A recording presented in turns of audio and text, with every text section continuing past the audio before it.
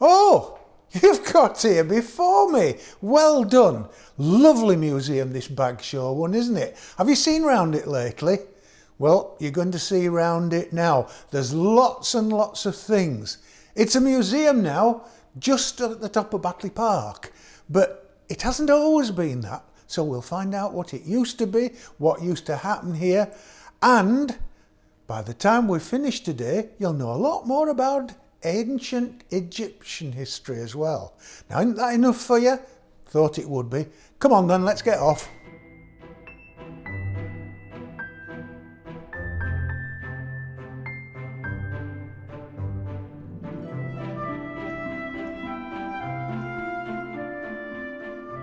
I did promise you ancient Egyptian history, and that's one of the major things that they've got at Bagshaw Museum.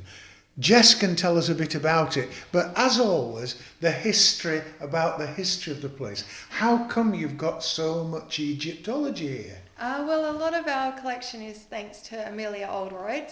She was part of a wealthy mill owning family in the late 1800s, and through this wealth she was able to travel to Egypt and amass a vast collection of Egyptology. When you say a vast collection, it is one, isn't it? It is here. We're very lucky to have, at a local museum, have such a vast collection of Egyptian artefacts. So we have got an original top of a sarcophagus here, and you even know who it is, don't you? We do. We've found out that it's Tardita Nebeten. She was from Thebes, and we guess that she's from 650 to 680 BC. So that's fairly modern as far as Egypt's concerned, isn't it? It is, really. She was part of the last dynasties. Yeah, she was part of either the 25th or 26th dynasty.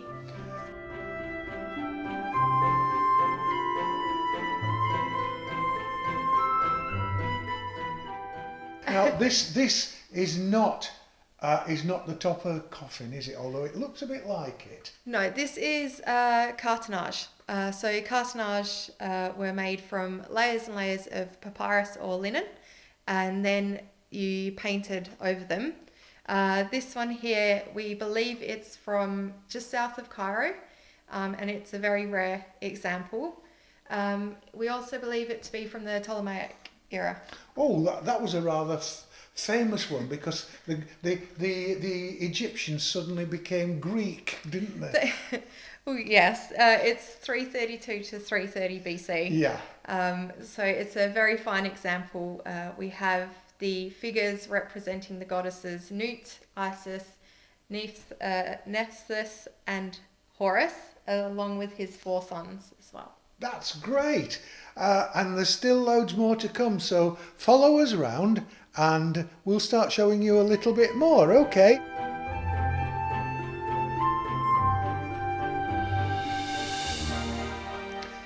This is quite interesting. In a little quiet corner of this rather large ancient Egyptian piece, you've got the artwork at the bottom is absolutely wonderful, but you've got things that we sometimes don't want to know about here, haven't you?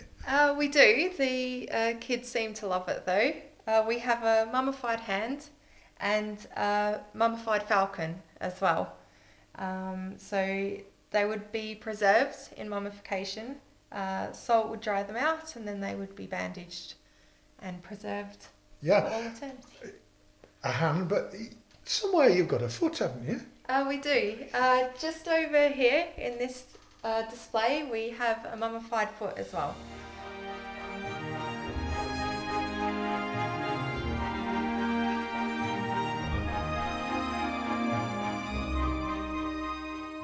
This is the Bagshaw Museum, but a museum's got a history of its own, and this particular building has got lots to tell you about itself besides being able to look at history. So let's have a word with Paul about this. Paul, I would have called you a curator at one time, but that's not really your official title these days, is it? No, that's not. I'm actually the manager of Bagshaw Museum. Well, what's the history of the Bagshaw Museum? It was originally built for a local chap called George Sheard and his family. over the course of 2 years in 1875, 1876. And it cost about £25,000 then, which doesn't sound a lot. No, but it's a fortune and a half, isn't it? Absolutely is, absolutely. It's just over 2 million in today's money, so it was a really sizable amount and a real statement of his wealth to the people of Batley. He knew what he wanted, didn't he? You can see that. Oh, absolutely, absolutely. It's an absolutely fantastic Gothic building, lots of wood panelling, really, really beautiful, special place. But yet it's not called after him, so there must have been something happening between. That's right. George's family lived here until his death, and then when George passed away, his wife actually wanted to sell the building. Unfortunately, there was very little interest in it, and at that time, they also wanted to use some land to make a park, which is now Wilton Park. And what is now Kirklees Council, what was Batley Corporation, they wanted to acquire the building and to turn it into a museum. The building went for sale at auction.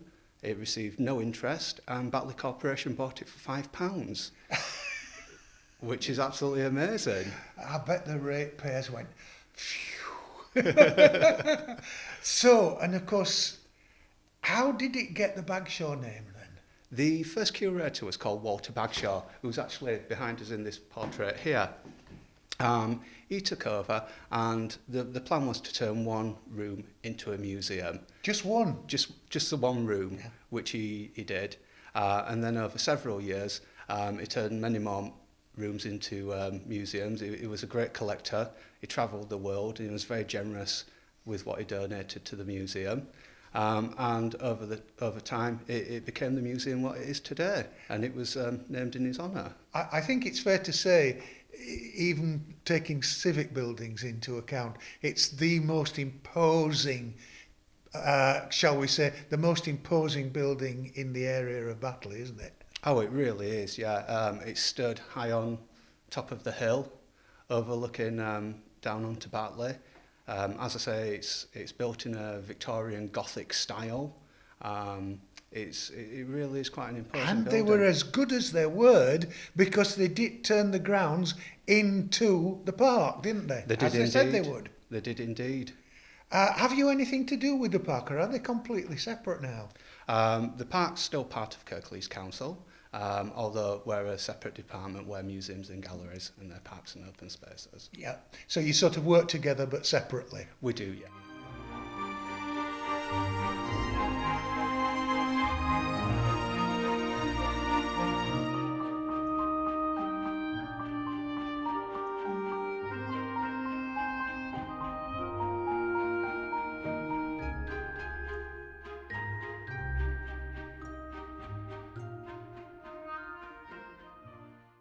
We've just about come to the end of our tour, but if you remember at the start, we mentioned that this is child friendly. Not only child friendly, but school friendly.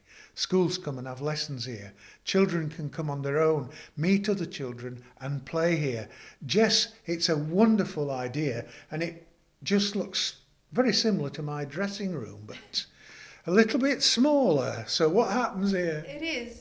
So we wanted to make this room at Bagshaw the activity room. It's a place for kids just to let off some steam, get creative. We've got cartouches to draw, which is their hieroglyphs. We've got the archaeological investigation sand trade dig, as well as pyramid building and book corner.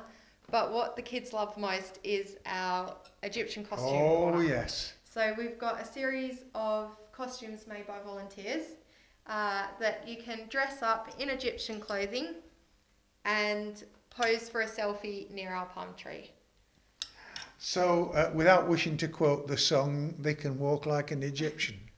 Yes, they can. If they want to, they can while they pose for their selfie. So finally then, when are you open?